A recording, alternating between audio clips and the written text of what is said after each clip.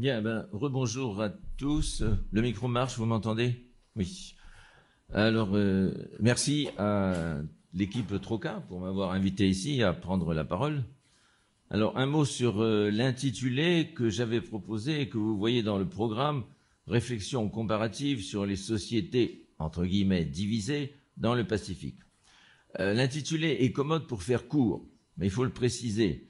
J'ai fait un emprunt au vocabulaire courant des sciences politiques anglophones qui ont placé sous ce titre des cas aussi divers, historiques ou contemporains, que l'Afrique du Sud, la Bosnie-Herzégovine, l'Irlande, le Canada même, plus près de nous, Fidji, ou précisément New Caledonia.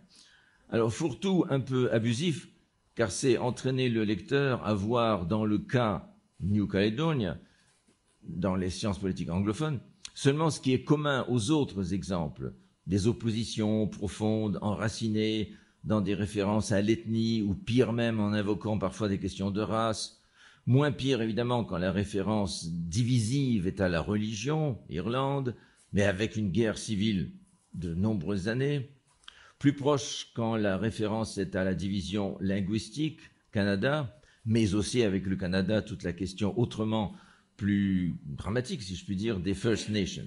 Bon, donc l'intitulé est un fourre-tout, juste pour vous dire que j'en suis conscient.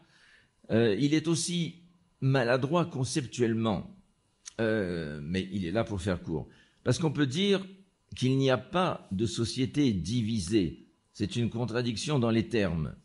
Dans la comparaison visée ici, il faudrait parler des sociétés qui ont construit ou construisent leur unité, leur vivre ensemble. Et bien entendu, toute unité implique que quelque part, je préfère dire moins vaguement à un niveau inférieur de valeur, il y a place pour des distinctions, des divisions, des fragmentations. En ce sens, il n'y a aucune société qui ne soit pas, au sens sociologique, par définition, une unité. Toute société est un ensemble qui fait totalité pour ses membres, même si c'est un niveau de valeur qui peut paraître parfois peu perceptible, dans les nuages, en devenir, mais qui est là. Sinon, il n'y a pas de société. De même, il n'y a pas de société qui ne soit pas divisée, ne serait-ce que par ce qu'on appelle les classes sociales, sans même parler des autres divisions. Mais il y a société, ou il y aura société si l'on est dans un processus de société inachevé, comme le titre de Patrice Gaudin ce matin, il y a société si, et seulement si, le niveau de valeur qui fait l'appartenance, la totalité, inclut, englobe au sens fort, le niveau où se déploient les divisions. Et c'est là la méthode fondamentale quand on veut créer de l'unité au-delà des divisions. Bon, on pourrait discuter beaucoup sur ce concept de société, la tradition sociologique gaulliste française, Durkheim, Mauss, Dumont. Aujourd'hui, il est plus utile de prendre des exemples concrets. À vous, ici, de voir ensuite si ces exemples entrent en résonance sur tel ou tel aspect avec les avenirs possibles de ce pays, ici, et donc avec les questions au centre de ce colloque. Donc, ne parlons pas des sociétés divisées, mais plutôt des sociétés qui construisent leur unité, ou qui ont construit. Je prends deux exemples, Samoa et la Nouvelle-Zélande. Alors, Samoa, vous voyez sur la carte où ça se trouve, l'indépendance fut acquise en 1962.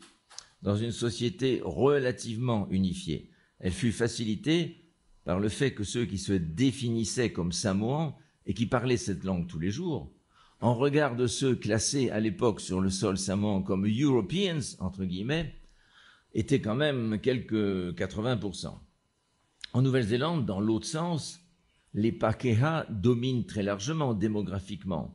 Mais là, au lieu d'un niveau de valeur englobant qui aurait réussi à s'installer ou qui soit accepté par tous, qu'il soit du côté Pakeha ou du côté des Tangata Whenua, des enfants de la terre, les Maoris, l'idéologie mise en avant est constamment un biculturalisme théoriquement égalitaire. On verra qu'il pose certains problèmes.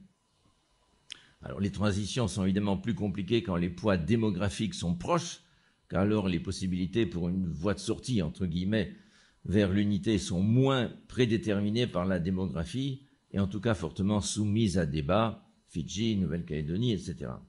Il faut sans doute aussi, j'en parlerai pas, mettre à part la Polynésie française.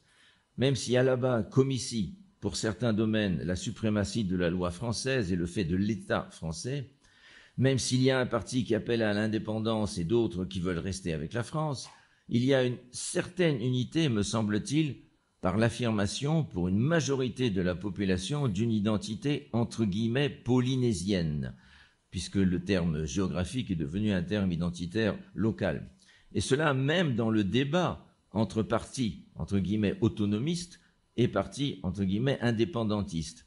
D'ailleurs, les étiquettes des partis, autonomie versus indépendance, traduisent cette relative proximité. Bon, tout ça est évidemment sujet à discussion comparative. Alors, un petit mot sur l'unité que Samoa avait construite entre les années 40 et jusqu'en 1962, l'indépendance. L'installation d'aventuriers commerçants au XIXe siècle se fit, comme toujours, en un même lieu, une baie propice à ancrer les bateaux, avec son petit village, Apia. Il en résulta un comptoir, puis une petite ville qui est aujourd'hui la capitale de l'État de Samoa, la ville toujours nommée Apia. À la fin du XIXe, ce comptoir vivait de manière assez séparée des dizaines de villages samoans. Il comportait une population étrangère ou mixte, la plupart du temps mariage d'hommes étrangers avec une femme samoane, plus ou moins cette communauté organisée par un système de, entre guillemets, consuls représentant les principales nationalités sur place, anglaises, allemandes, américaines, et un conseil, entre guillemets, municipal. En 1899, à la suite des grands partages coloniaux décidés dans les capitales occidentales, l'ouest de l'archipel, dont vous voyez la carte ici, seulement l'ouest, soit les 9/10 du pays en surface, les 3/4 en population, devint allemand en 1899.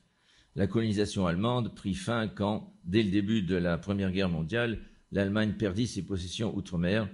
Le Samoa occidental fut alors administré par la Nouvelle-Zélande jusqu'à l'indépendance de 1962. Je crois qu'ici nous voyons la prise, disons, de possession administrative par la Nouvelle-Zélande en 1914 et l'Union Jack qui est levé. L'Allemagne, puis, aussi étonnant que ça puisse paraître, la Nouvelle-Zélande eurent une vision très, entre guillemets, muséographique, c'est moi qui mets ce mot, confinant presque au racisme. La, entre guillemets, race samoane, ils en parlaient comme ça, serait l'une des dernières, entre guillemets, pures races polynésiennes. Ils faisaient la comparaison constamment, les intellectuels allemands de l'époque, avec le cas hawaïen, où selon eux, la culture traditionnelle, entre guillemets, aurait disparu. Il fallait éviter pareille catastrophe à Samoa. Pour l'éviter, il fallait, disait-il, entre guillemets, préserver la race samoane de la mixité. Les Allemands distinguèrent donc fortement non seulement les, entre guillemets, indigènes et les étrangers, mais aussi ils distinguèrent sur place entre les indigènes et les individus d'origine mixte. Parmi les personnes d'origine mixte, les Allemands avaient fait des distinctions dans la logique suivie par les consuls locaux de la deuxième moitié du XIXe. Les enfants métis, issus d'un mariage légitime, l'immense majorité était donc le cas d'un homme étranger qui avait épousé une samoane, accédaient au statut de leur père. Ils devenaient des résidents de statut étranger, dits des métis européens. Si leur père avait pu faire enregistrer son mariage dans un consulat. Mais les enfants métis issus d'un mariage illégitime, non enregistré par un consulat, absence de papier, pour faire enregistrer, ne pouvaient hériter du statut de leur père. Ils étaient donc classés comme indigènes, entre guillemets. Il y eut ainsi des métis européens et des métis indigènes. En 1947, le mot indigène commença à être systématiquement remplacé par le mot samoan dans les textes de l'administration néo-zélandaise. En plus de la classification interne imposée aux métis, il faut souligner la distinction de fait entre les métis en général et les Européens d'une part, entre les métis en général et les Samoans d'autre part. Les officiels de la colonie allemande, déjà auparavant des hommes d'affaires venus à partir des années 1870, puis les consuls, entre guillemets, les positions commencèrent à exister dans les années 40-50, sans oublier les missionnaires protestants, présents depuis 1836. Tous ces hommes européens venaient à Samoa avec leurs épouses européennes, à la différence des aventuriers et des petits colons commerçants venus seuls, tout au long du XIXe. Ils avaient un double mépris envers les métis. D'une part, ils considéraient qu'un Européen qui épousait une Samoane s'ensauvageait, entre guillemets. D'autre part, nous l'avons dit, certains d'entre eux considéraient que cet Européen mettait en danger la pureté de la race samoane dont il était la mission, par l'Allemagne d'abord et par la Nouvelle-Zélande, du moins au début, de conserver. Les choses donc ne changèrent pas avec l'administration néo-zélandaise. Dans ces années 1920-1930, subsistait l'idée que les métis, appelés sur place half-caste, constituent le plus grave problème du pays. Half-caste form the greatest social problems of the country. C'est aussi l'époque où le mot samoan afakasi devint prédominant. Le mot métis pouvait se dire en samoan totolua, littéralement 200, mais c'est le mot afakasi, évidemment transcription de l'anglophone half-caste, qui s'imposa au début de la période néo-zélandaise. Et cette notion n'indique évidemment pas tant le degré de mixité, demi ou pas, que la chute sociale, la sortie de la caste à laquelle on appartient. Le terme a évidemment son origine dans le vocabulaire colonial britannique, en particulier en Inde évidemment. Le groupe des métis Afakasi de Samoa fut donc le résultat de plusieurs idéologies eurocentriques qui se sont additionnées, l'une patrilinéaire, l'autre racialiste, tous deux correspondant pas du tout à l'idéologie de samoane de la parenté et des relations sociales.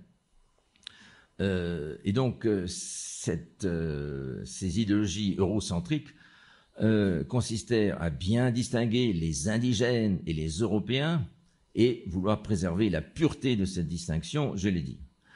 D'autre part, je l'ai dit, oui, les enfants issus de mariages mixtes étaient enregistrés au consulat s'il y en avait un, et ils étaient indigènes s'ils n'avaient pas pu accéder au statut de leur père. D'autre part, la tendance des missionnaires et des consuls à traiter avec les grands chefs du pays, et même plusieurs fois à tenter de susciter une royauté unique, ça n'existait pas à Samoa, créer une relation statutaire supérieure entre certains Samoans et certains Européens, donc sans mariage mixte entre eux. Cette relation avait pour conséquence que les deux côtés eurent parfois un certain mépris pour les métis, entre guillemets, issus le plus souvent de petits aventuriers commerçants. Telle était donc la situation à la fin de la première période néo-zélandaise, 1914-1945, quand, à l'issue de la Deuxième Guerre mondiale, la création du programme de décolonisation au sein des Nations Unies, jointe à la volonté du gouvernement travailliste néo-zélandais qui avait pris le pouvoir depuis 1935, tout ça entraîna la mise en route très tôt d'une réflexion sur la future indépendance du Samoa occidental. Alors, une partie des métis classés comme européens étaient réticents à l'idée de devenir fondus avec l'ensemble des Samoans.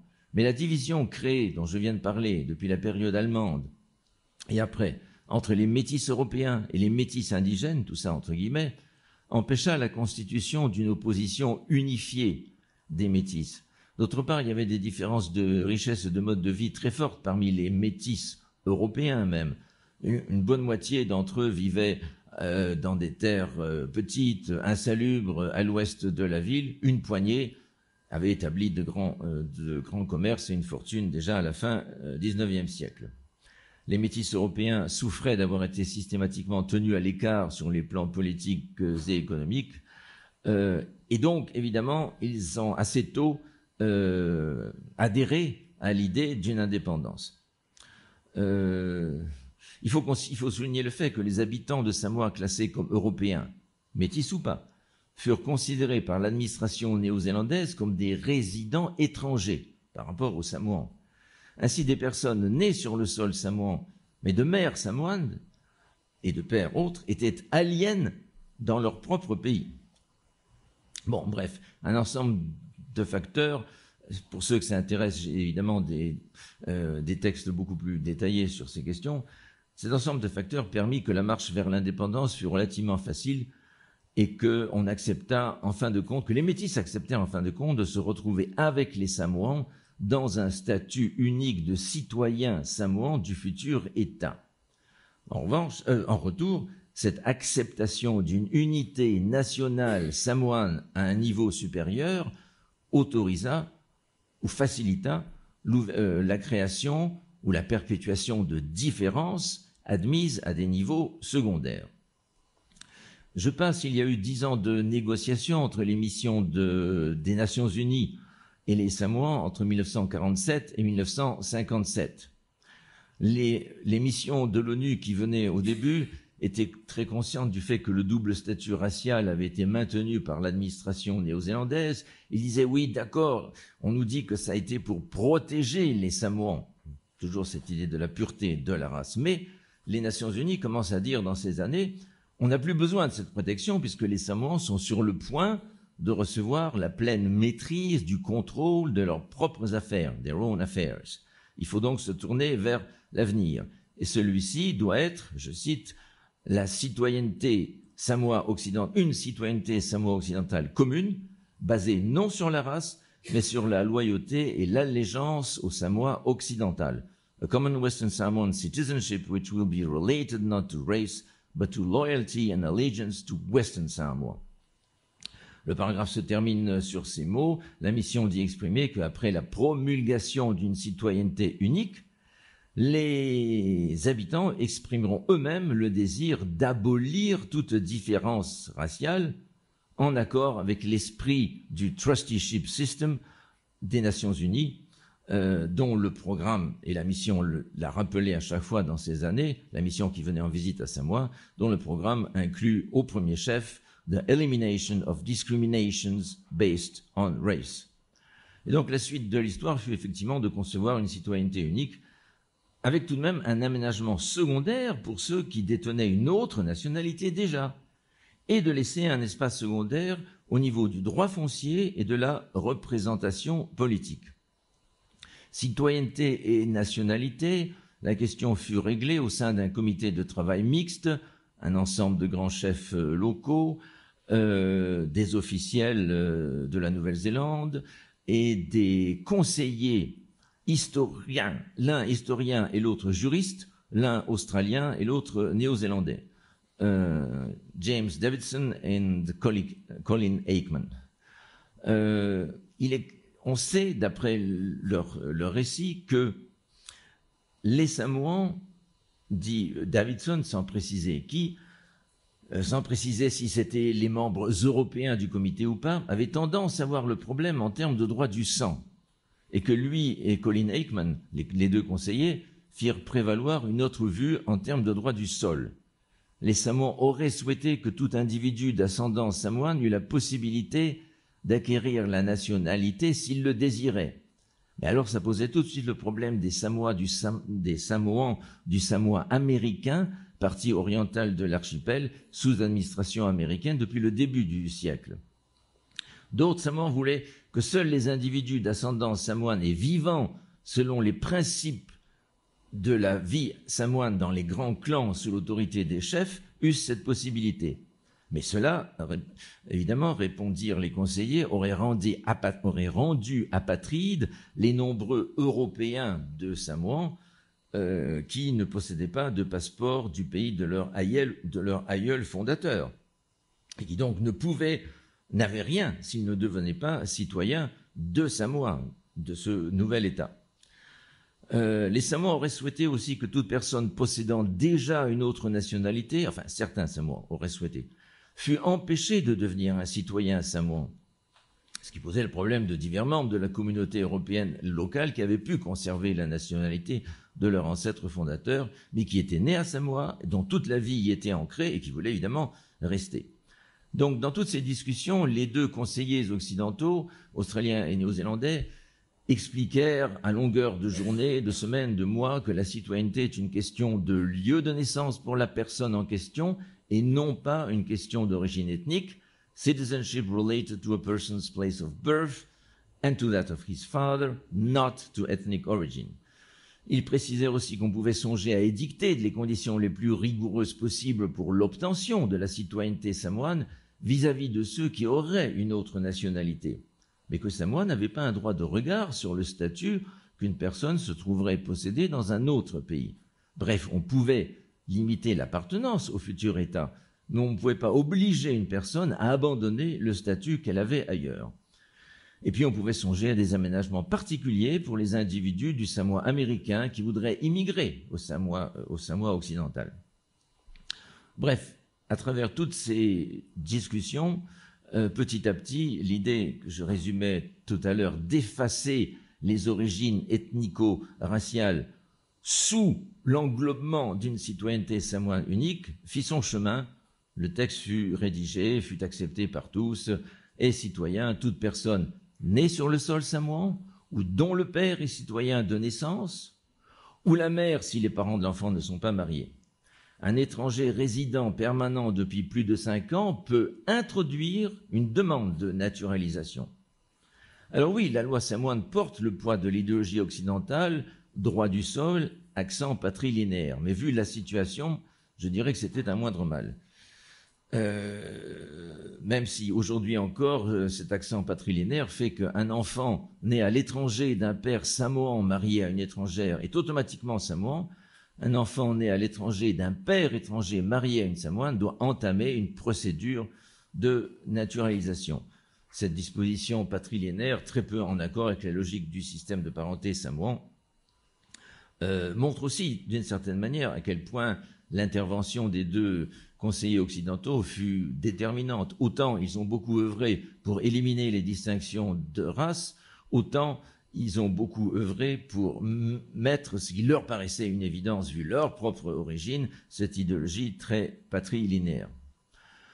Enfin, il fut précisé qu'un citoyen samoan qui prendrait une autre nationalité ne perdrait pas automatiquement sa nationalité samoane. C'est ainsi qu'aujourd'hui, de nombreux Samoans installés en Nouvelle-Zélande, par exemple, résidant ou même citoyens de ce pays, sont également des citoyens samoans. On fit des aménagements secondaires aussi pour la question de la tenure foncière, mais là, pareil, on subordonna la question foncière à celle de la citoyenneté. Il fut déclaré, seul un citoyen du nouvel État pouvait détenir des terres.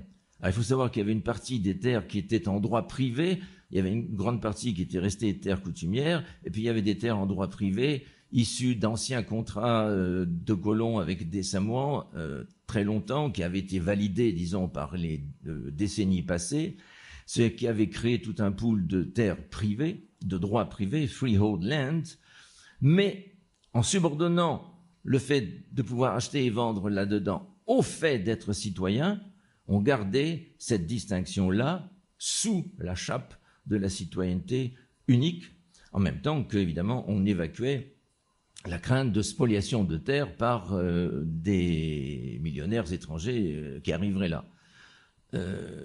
La question du régime électoral, là où je passe sur les détails, mais ça faisait déjà un certain temps, parce qu'avant l'indépendance, l'administration néo-zélandaise, dans la deuxième moitié de son mandat, donc disons après les années 45, avait permis l'institution d'une assemblée territoriale consultative.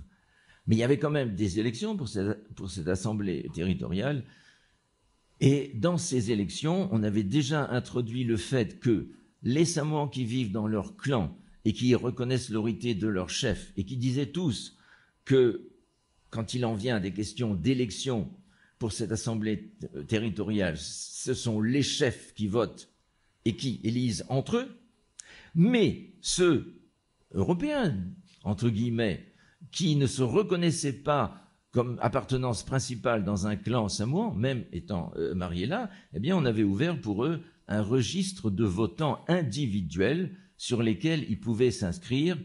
Et pendant ces années-là, et à l'indépendance, et ça a été maintenu à l'indépendance de manière encore plus claire, si vous voulez, il y avait un préposé qui devait compter les gens et dire, eh bien, voilà le nombre de gens qui disent vouloir s'inscrire sur le registre des votants individuels. Ils se reconnaissent donc citoyens du nouveau pays, mais ils ne se reconnaissent pas membres des clans samoans. Ils sont sur les registres individuels. Nous comptons ce nombre de personnes en proportion des autres Samoans, et ça nous donne le nombre de sièges qu'on réservera dans le Parlement aux votants individuels par rapport aux votants claniques, si je puis dire ainsi brièvement.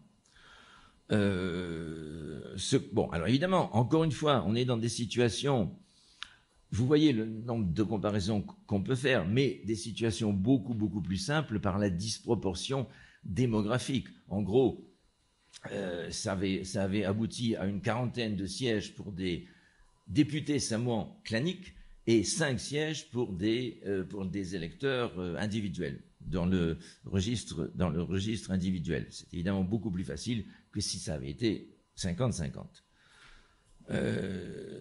Bien. Je passe, je regarde juste ce que j'ai mis là encore comme... Oui, ça c'est le colonel Logan qui annonce la prise de possession administrative par la Nouvelle-Zélande en 1914 et un cartoon merveilleux sorti dans la presse néo-zélandaise, Bougainville, Tahiti, les Vaïnés ne sont pas loin. La Nouvelle-Zélande, at home, s'imaginait leurs braves soldats accueillis par des fleurs et des embrassades par les Vaïnés locales. Bon, on connaît bien tout ce mythe né à Tahiti et propagé partout ensuite. Petite note, pour finir, sur l'esprit de consensus. Non, quand on veut aller assez loin, à l'indépendance, quand il s'est agi de penser à la nomination du chef d'État de ce nouvel État, le Western Samoa, il y avait deux clans qui avaient dominé clairement l'histoire locale pendant tout le XIXe siècle, puis l'interaction avec les Européens, la première assemblée territoriale consultative, et tout le monde sur place a expliqué aux missions des Nations Unies, il n'est pas question que nous fassions revivre d'anciennes rivalités irréconciliables et qu'on revienne à des guerres légendaires entre ces grands clans. Donc, nous vous disons, vous, ONU, eh bien, nous allons devenir indépendants à la condition qu'on puisse avoir deux chefs d'État, les chefs de chacun de ces deux clans, simultanément à pouvoir égal. Pour moi, c'est du jamais vu. La Constitution a donc prévu, dans toutes ces négociations, ensuite, dès la mort de l'un, l'autre continuera jusqu'à sa propre mort, puis après, on passera à une élection par le Parlement. Ici, ah oui, ça c'est... Bon, ça c'est une visite où vous reconnaissez le gouvernement polynésien qui est venu fêter le 54e anniversaire de l'indépendance à Samoa. Et voilà, ici, 1962, vous avez côte à côte les deux qui deviennent au moment même chefs d'État. Enfin, il y a d'autres photos où on les voit prêter serment devant un juge en toge néo-zélandais, et ils deviennent tous les deux simultanément chefs d'État. Voilà, ça me paraît aussi être une image assez intéressante d'un consensus où on s'est dit, ben non, on va pas chercher à choisir entre ces deux clans qui se faisaient la guerre il y a 150 ans tout le temps, puis qui ensuite ont dominé la vie politique, sans devoir se faire la guerre puisqu'ils étaient à ce moment-là sous le pouvoir néo-zélandais, eh ben, on les garde tous les deux. Alors, le hasard voulut que l'un mourut assez vite, celui qui est sur la droite, et l'autre resta près d'un demi-siècle chef d'État jusqu'à sa mort en 2007. À ce moment-là, le système prévu, élection par le Parlement, se mit en place. Bon, fin de l'exemple samoa. Nouvelle-Zélande. Titre, si vous voulez, chapeau, ou sous-titre, Dual Heritage, Shared Future. En Nouvelle-Zélande, les tensions sont parfois vives entre ceux qui parlent en tant que enfants de la terre, Tangata Whenua, donc en tant que Maori, et ceux qui le font en tant que, ou au nom du côté Pakeha européen. Anne Salmond, Dame Anne Salmond, Pakeha d'origine, mais ayant grandi en partie en milieu Maori, qui a passé toute la première partie de sa carrière universitaire à écrire de nombreux livres sur la vie sociale et l'idéologie et la cosmologie Maori, devenue ensuite l'universitaire la plus célèbre en Nouvelle-Zélande par un travail qu'elle a fait avec son équipe pendant 20 ans pour rassembler tous les documents existants qui ont permis de retracer au plus près les premiers contacts entre les Européens et les Maoris. 2 livres, Two Worlds 1991, Between Worlds 1997. Elle a pris la parole dans le journal local Gisborne Herald, 8 octobre 2018. Gisborne, c'est aussi sa ville natale, mais on va voir que c'est pas pour rien qu'elle a pris la parole dans le Gisborne. Voilà Gisborne qui est sur l'île du Nord. Mais si vous regardez de plus près, vous avez ici un nom de lieu qui s'appelle Poverty Bay. Et vous vous doutez bien que c'est pas un nom récent. En fait, c'est le nom qui avait été donné par le capitaine Cook. Il est arrivé là, à cet endroit. Mais c'est intéressant que le nom qu'il avait donné demeure pour le moment encore sur les cartes. Alors, Hans Salmond avait pris la parole dans le journal local à Gisborne. Elle y habite, et puis en même temps, c'est là où Cook est arrivé, et on va voir qu'il y a quelque chose qui va se passer très bientôt. Elle a pris la parole pour lancer cet appel, un héritage double, divisé si on veut, mais un futur en commun, un avenir ensemble. Vous voyez pour quelle raison ces mots sur le terrain de Nouvelle-Zélande m'ont paru aussi pouvoir s'inscrire dans ce colloque. On va voir le contexte difficile dans lequel Hans Salmond a voulu lancer cet appel. En effet, il y a un gros programme de commémoration. Le gouvernement de Nouvelle-Zélande, ne me demandez pas pourquoi, je ne sais pas, a lancé en 2015-16, avec un budget considérable, un programme visant à préparer de grandes célébrations pour commémorer le 250e anniversaire de l'arrivée du capitaine Cook en Nouvelle-Zélande. Le Cook est arrivé le 6 octobre ou le 7 octobre 1769. La première rencontre, dont on va voir qu'elle ne s'est pas bien passée sur Terre, c'est le 8 octobre 1769. Donc évidemment, le 8 octobre 2019 sera le 250e. Alors évidemment, ça fait longtemps qu'à cet endroit, il y a des monuments qui commémorent l'endroit où est arrivé Cook. Ça a été inauguré, je crois, en 1906. Ensuite, il y a eu de la terre qui a été gagnée sur la mer, donc le monument s'est retrouvé un petit peu plus loin. Il est là maintenant, mais c'est celui qui était au bord de l'eau et qui commémorait depuis donc 1906 l'arrivée du capitaine Cook à cet endroit. Bien. Alors, donc, grand programme de commémoration prévu qui va commencer vers le 5 octobre 2019 à Gisborne. Alors, je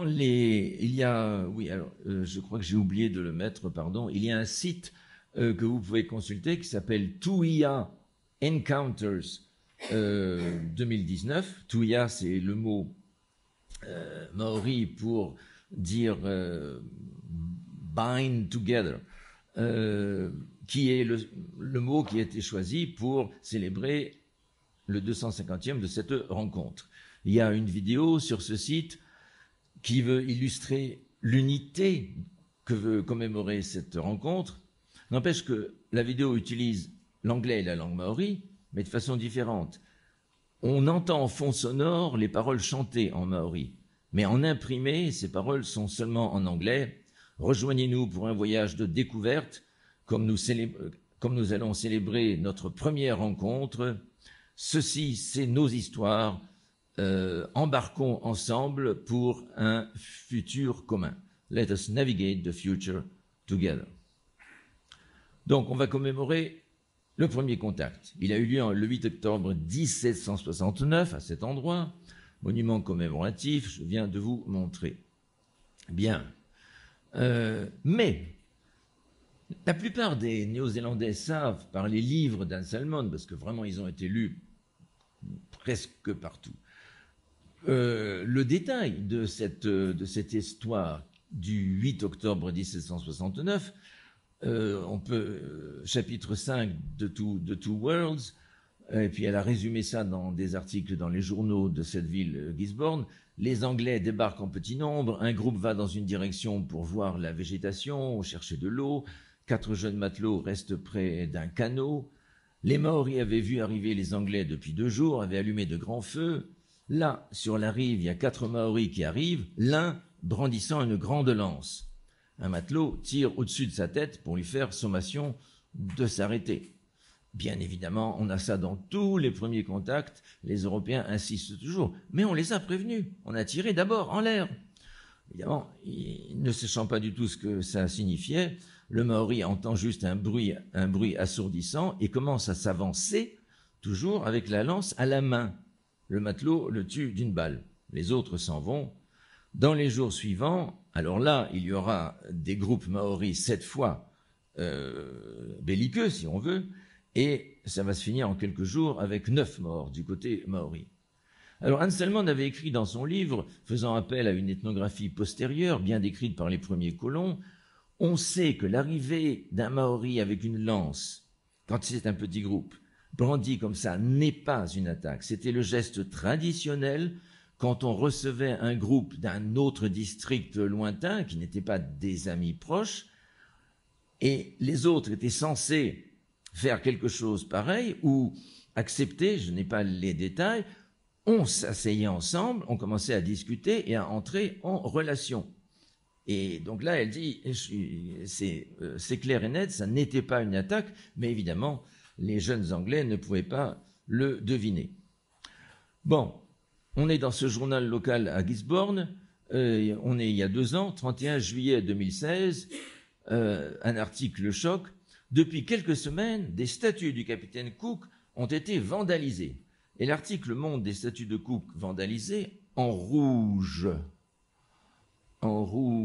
ici, pour rappeler l'effusion de sang dont il fut la cause, ou pour le ridiculiser en le transformant en une touriste sur la plage en bikini. Et le journal rapporte, de nombreux résidents ont exprimé dans les journaux et médias sociaux que Cook n'est qu'un meurtrier, donc il est scandaleux de commémorer son arrivée. Certains ont demandé à ce que les statues de Cook soient démontées. Le scandale a continué, il semble que tout récemment, le conseil municipal a décidé le démontage. Dans la presse, tel leader maori local rappelle la mort de 9 des siens, tout en ajoutant, oui bien sûr, Cook fait partie de notre histoire. Il appelle au calme, mais il dit, il ne faut peut-être pas oublier ce qui s'est passé de l'autre côté. Certains ont suggéré non seulement d'enlever les statues de Cook, mais de les remplacer par une qui représenterait le chef du clan maori local de l'époque quand Cook est arrivé. D'autres ont dit, mettons ensemble les 2 statues. Et d'ailleurs, à ce sujet, sur la carte de tout à l'heure où l'on voit Poverty Bay, il y a la même polémique en ce moment même, où un certain nombre de gens du côté maori disent il est temps qu'on change ce nom, on a un nom local, je ne sais plus lequel exactement, et d'autres disent mettons les 2 ensemble. Le maire de la ville, Maori, il faut comprendre l'émotion de la population, particulièrement les Maoris du lieu qui ont perdu leurs ancêtres. Le processus de réconciliation envers la couronne, Crown, et les clans locaux est encore en cours, a work in progress, et le récent vandalisme nous montre combien de travail il y a encore à faire. The process of reconciliation between the Crown and local iwi, les clans locaux, is still a work in progress. And the recent vandalism has shown how much work there is still to be done. But it is important to acknowledge all aspects of our history, good and bad. Alors donc, certains Maoris, dans des articles tout récents, en octobre, il y a quelques semaines, se réjouissent du fait que la statue va être enlevée. D'autres disent, mais ça fait 30 ans qu'on s'oppose à ça, quand ces statues ont été mises là en 1969. L'obélisque de tout à l'heure, c'est 1906, mais les statues, c'est beaucoup plus récent. Bref, le débat continue. Et donc, cette année, dans le journal local, le jour du 8 octobre 2018, 8 octobre, c'est là où Anselmond a pris la parole en disant, écoutez, ça suffit, faisons ensemble un travail historique en commun, c'est ce que j'ai essayé de faire de mon côté, nous devons rétablir autant que possible quelle était la vision des Anglais de l'époque pour expliquer leurs gestes malheureux, nous devons rétablir la vision qu'avaient les Maoris à l'époque, et d'ailleurs, certains des mots d'ordre dans le site de commémoration ont dit « nous allons commémorer l'arrivée du capitaine Cook et les exploits des navigateurs polynésiens ». D'autres vont dire « oui, mais vous avez décidé, c'est le 8 octobre ». Pourquoi c'est le 8 octobre? Pourquoi on n'essaye pas de se donner une date il y a 1500 ans, quand la première pirogue polynésienne est arrivée en Nouvelle-Zélande? Ça reste une cérémonie sous le chapeau de l'arrivée de Cook. Alors, il y a des tentatives en ce moment de faire en sorte qu'on parle aussi beaucoup de Tupaya, le Tahitien, qui était avec Cook quand ils sont arrivés. Et le gouvernement néo-zélandais s'est mis d'accord avec le gouvernement de Polynésie française pour que la Polynésie française vienne en délégation très officielle pour la journée du 8 octobre 2019 pour célébrer pas seulement Cook, mais Tupaya, donc qui était un Tahitien qui est parti avec Cook dans ses voyages. Et donc, Salmond, dans cet article tout récent, dit « Si notre communauté veut do justice à la commémoration d'octobre 19, il est vital de travailler vers une compréhension partagée de ces rencontres entre Maoris et Européens. Ça suppose de bien écouter les traditions orales, recueillies dans le passé, transmises dans les clans, etc. » Et puis elle dit « Attendez, il y a quand même un certain progrès. » Elle dit « Moi, je me souviens très bien, en octobre 1969, donc il y a 30 ans, on apprenait aux enfants à l'école que, je cite, Cook avait découvert la Nouvelle-Zélande. Et on leur disait que les Maoris sont arrivés ici par hasard, par le hasard de courants et de tempêtes. Il faut se souvenir, à l'époque des années 60, la fameuse théorie de l'historien anglais Andrew Sharp, qui cherchait à expliquer comment ça se fait qu'on avait des traces d'occupation ou des occupations polynésiennes dans toutes les îles du Pacifique, aussi éloignées soient-elles.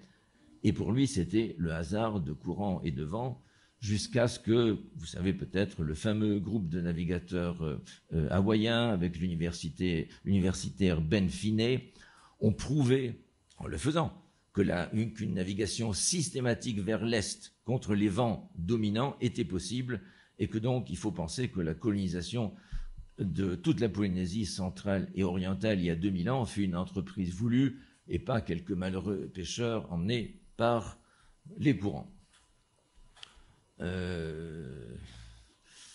Elle explique dans ce journal ce que j'ai dit tout à l'heure. Le Maori à la lance du 8 octobre 1769 ne prévoyait pas une attaque, mais les jeunes Anglais, bien sûr, ne pouvaient pas le deviner, etc., etc.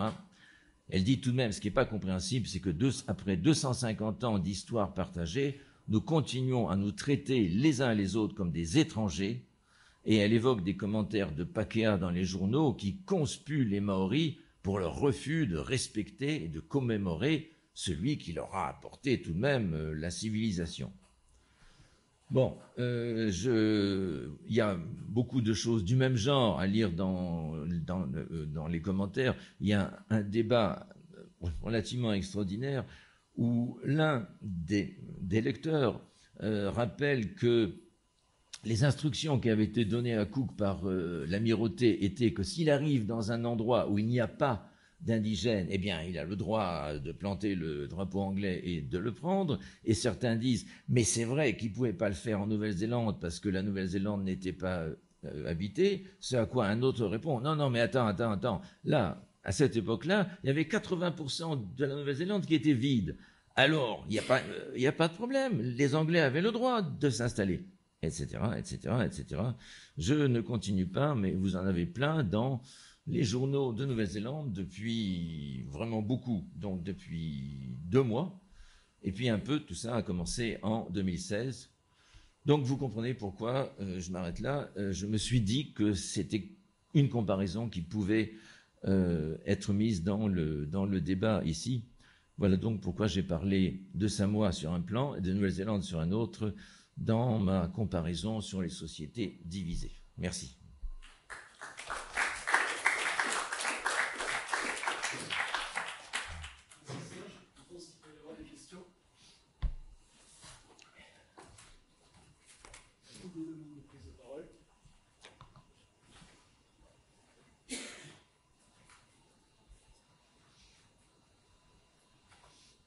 J'ai enlevé la tête du capitaine Cook par décence.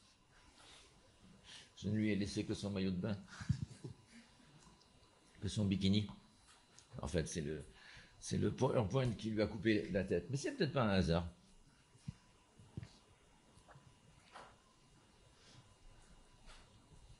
Bon, il n'y a pas grand-chose à débattre sur le cas Nouvelle-Zélande. Hein. C'est simplement, on voit bien comment les arguments ressortent sur une histoire d'arrivée d'étrangers qui sont toujours là, et au fond, que faut-il commémorer en premier? l'arrivée des Anglais, les voyages des autres. Et ce mouvement qui a été lancé par le gouvernement néo-zélandais, on va commémorer octobre 1769, maintenant ils sont embêtés. Donc il y a beaucoup de discours sur mais non, on va autant célébrer Tupaya, le Tahitien, qui était avec Cook, et Fritsch. On vient d'apprendre à fret un avion entier, donc le président de la Polynésie française, pour arriver là-bas en octobre 2019, en solidarité avec les Néo-Zélandais, mais en solidarité aussi, évidemment, avec les Maoris. Voilà, donc à suivre.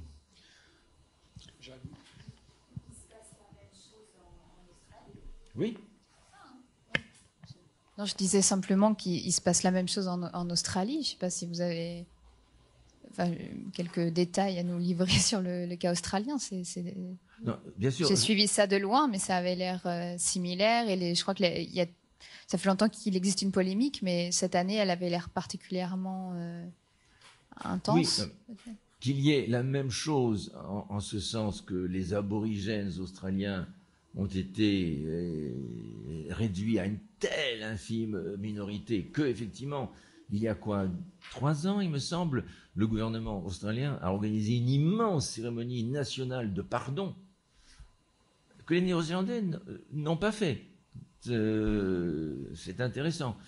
Il n'y avait peut-être pas la même pression, mais sauf que la pression monte en ce moment, parce que il pourrait avoir l'idée de dire bon, ben c'est peut-être le moment que l'on demande officiellement au nom de nos ancêtres anglais pardon pour les tueries, parce qu'il y a eu ce premier mort le premier jour, il y en a eu 9 après, mais après, évidemment, il y a toute l'histoire du traité de Waitangi que nous connaissons, les ambiguïtés sur l'expoliation de terres, les grandes guerres entre les Maoris et les Anglais, enfin bon, donc il y a de quoi faire des cérémonies. Mais c'est sûr que, pour le peu que je puisse voir de loin en Australie, autant, évidemment, historiquement, il y a tout à comparer, il y a tout à faire des cérémonies de pardon, et le gouvernement l'a fait autant que possible.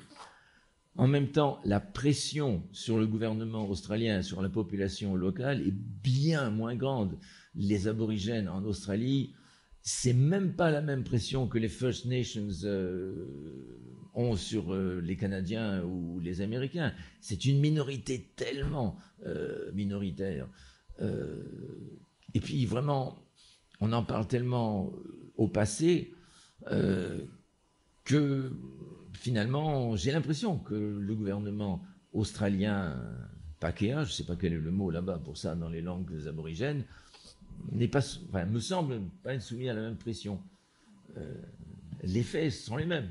Mais je faisais référence en fait, plus précisément à la question de la date de la fête nationale australienne. Oui. Parce que je sais pas, je me tourne vers mes... c'est ça que... Oui, vous qui habitez là.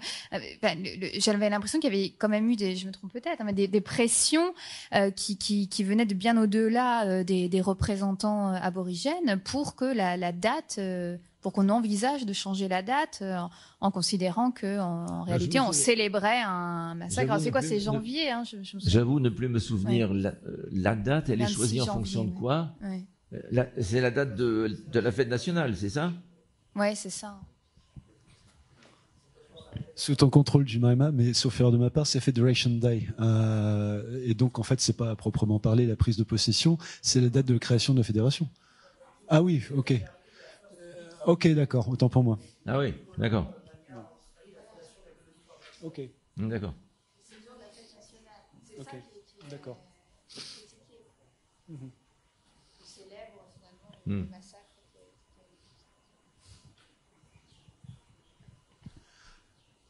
J'ai une petite question. Une question, oui.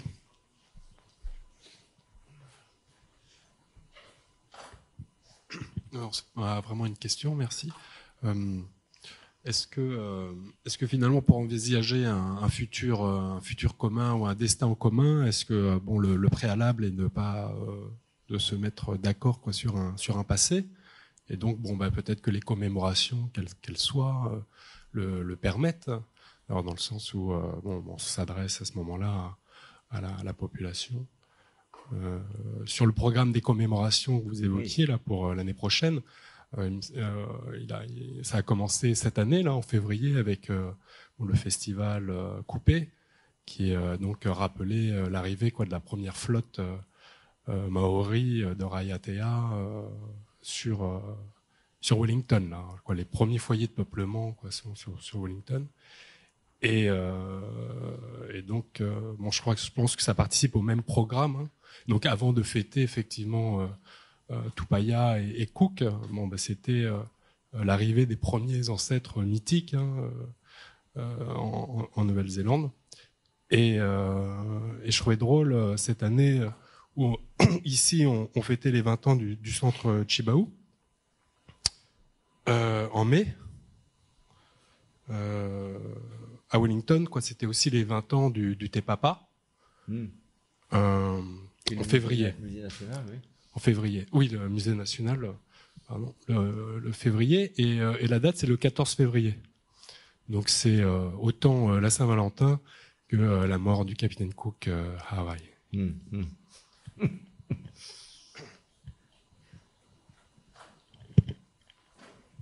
Bon, ce qui m'intéresse dans le cas néo-zélandais, c'est que, je veux dire, toute la dimension historique, toute la division, toute l'expoliation, tout le monde connaît, mais l'écrasement démographique des Maoris eux-mêmes, même s'il n'est pas aussi grand que les aborigènes en Australie, est une affaire entendue, et le gouvernement néo-zélandais, les Maoris eux-mêmes, on considère que le plus loin qu'on peut aller, c'est avec le tribunal de Waitangi. Bon, il a fallu quand même sacrément un bout de temps, puisqu'il y a eu toute une période où l'accord initial entre les Anglais et les chefs maoris, ce fameux Waitangi, a été déclaré complètement nul, puis finalement restauré, puis l'ouverture d'un tribunal où les Maoris peuvent déposer des plaintes pour des réclamations de spoliation de terre, spoliation de droits sur la mer, de pêche, etc. Évidemment qu'on ne va jamais jusqu'à dire on va raser les immeubles d'Auckland ou l'université de Christchurch. On est sur une attitude où, si nous étions par exemple dans une université là-bas, en Australie aussi d'ailleurs, je n'aurais pas pu même commencer sans dire rendons hommage d'abord aux maîtres de la terre sur lesquels nous nous tenons. Les gens n'ajoutent pas en général et que nous avons spolié, mais l'idée est là. Donc il y a tout ça. En même temps, on sait bien que les restitutions, c'est surtout du financement, puisqu'il n'est pas question que l'on rase. Donc il y a toutes ces tractations, en Australie aussi, il y a certains cas, et où certains clans maoris ont pu réunir une énorme somme d'argent à travers ces différents procès, créer des trusts d'investissement, etc. etc.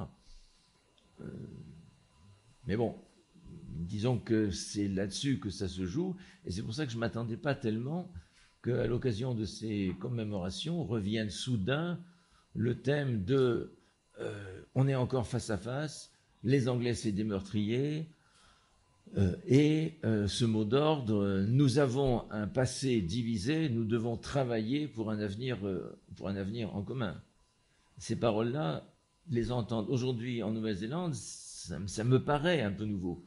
Non, j'habite pas là-bas, donc c'est peut-être une fausse impression, mais c'est pour ça que je voulais le rapporter ici, et évidemment que ça me faisait penser au débat qu'il y a ici. Il y a une question là-haut, je crois.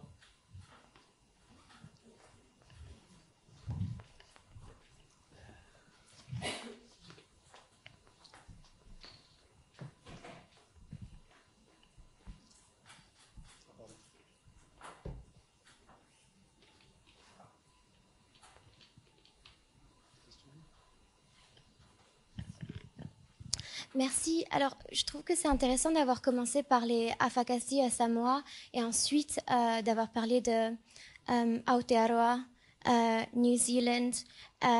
Moi, ce que je me demande par contre, c'est que quand vous parliez des Afakasi à Samoa, vous parlez encore une fois, de métis. Il y a une biracialité, une biculturalité, c'est les métis européens, samoans. Quand on passe à Aotearoa, Nouvelle-Zélande, c'est un peu la même chose. On parle des Pakea et Maori. Comment est-ce qu'on peut passer outre une vision biraciale et biculturelle dans nos réflexions, surtout dans le cadre ici d'une réflexion comparative sur les sociétés du Pacifique, parce qu'ici on n'a pas que des métis, soit métis kanak, soit métis blancs. On a beaucoup de communautés. Notamment, on peut parler des Vietnamiens, des Javanais, des descendants d'Algériens, des descendants de Japonais, enfin bref.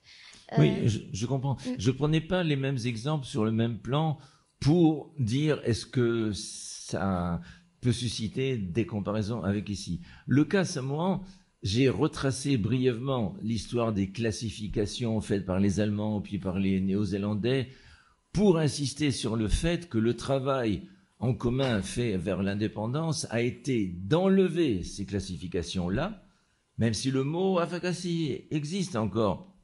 Mais vraiment, d'enlever ce double statut, are you indigenous, are you Europeans, are you alien, are you from here, tout ça, c'est fini. Et pour moi, l'exemple de Samoa, c'était de dire, ils ont pu dépasser ces antagonismes-là le jour où ils se sont mis d'accord. Mais encore une fois, c'était beaucoup plus simple dans un pays où il y avait 80%, disons, de Samoans. Ils se sont mis d'accord pour dire, d'abord, on adhère à une vision d'une nationalité commune. Après, on peut introduire toutes les différences qu'on veut. C'est ça qui m'intéresse dans cet exemple-là. C'est pas la question de l'histoire des différentes classifications, métis ou pas, à Samoa. Je l'ai évoqué juste pour dire que ça a été un gros problème. Ça a été facilité, la résolution a été facilitée parce que le dialogue était, disons, le pouvoir en face qui venait visiter les Samoa, c'était plus la Nouvelle-Zélande. Dès 1945, la Nouvelle-Zélande ne demande qu'une seule chose, c'est de partir. D'abord, ils n'ont jamais été une colonisation de peuplement, donc grosse différence. Ils n'étaient qu'une puissance administrative. Et ils disaient, s'il vous plaît, on veut s'en aller. Donc, le pouvoir en face avec lesquels les Samoans devaient négocier en vue de l'établissement d'une constitution, c'est la mission des Nations Unies. Et la mission des Nations Unies avait évidemment comme mot d'ordre principal, on efface tout ce qui peut rappeler une distinction raciale. Donc ça revient dans tous les rapports des commissions, etc. Après, il y a une autre histoire dont j'ai pas parlé ici, qui est ces commissions des Nations Unies viennent avec donc cet esprit United Nations post-World War II de démocratie telle qu'on l'entendait à l'époque, d'effacement des distinctions de race, etc. Mais démocratie, on pourrait faire un autre exposé pour montrer à quel point ils ont été choqués quand les Samoans, pendant les discussions qui ont lieu pendant une dizaine d'années, il y a eu quand même une assemblée constituante qui réunissait 150 personnes au moins à Samoa, leur ont dit, nous voulons un système de parlement où ce sont les chefs de clan qui élisent et qui sont éligibles et qui sont électeurs, et personne d'autre. Et on a des phrases magnifiques où les commissaires des Nations Unies disent « Mais on est arrivé dans un pays, mais on est à l'époque féodale, ils veulent un système de nobles, on n'a jamais vu ça, nous qui représentons le nouvel état d'esprit démocratique, moderne, après-guerre, et ils nous demandent de valider une constitution aristocratique. » Bon, ça, disons, c'est une autre histoire, mais ce qui m'intéresse dans cette histoire-là aussi, c'est le fait que les Samoans disaient « Oui, nous voulons ça, parce que nous, on vit dans des clans, et c'est le respect aux chefs, et c'est les chefs qui, etc. » En 1990, le système a en grande partie changé, d'ailleurs. Mais à l'époque, dans les années 50, ils disaient ça, mais ils disaient « Mais on comprend très bien qu'un certain nombre de gens qui sont là, récemment venus, ou depuis plusieurs générations, ne partagent pas cette logique d'avoir leur identité par leur appartenance à un clan. Et donc, on est tout à fait d'accord pour qu'on continue à avoir un registre de votants individuels pour ceux qui ont vécu de manière individuelle. Et donc, ce qui m'intéressait là-dedans, c'est que à chaque fois qu'il y a eu ces différents problèmes, une fois qu'on s'est mis d'accord sur un niveau, on va tous être citoyens, il y aura une citoyenneté, une nationalité. Mais une fois que ça était acquis, tout était possible. Des élections distinctes, des registres de votants différents, des doubles nationalités et des obligations, etc., etc. Mais bon, il fallait d'abord se mettre d'accord sur un niveau où on était tous ensemble. Donc c'est évidemment ça qui m'intéresse, même si je n'ai évidemment aucune solution, enfin aucune conséquence directe à dire, ah ben voyez, ils ont fait comme ça, donc ici peut-être on pourrait que... Non. De toute façon, c'est pas mon rôle, je livre ça à votre réflexion.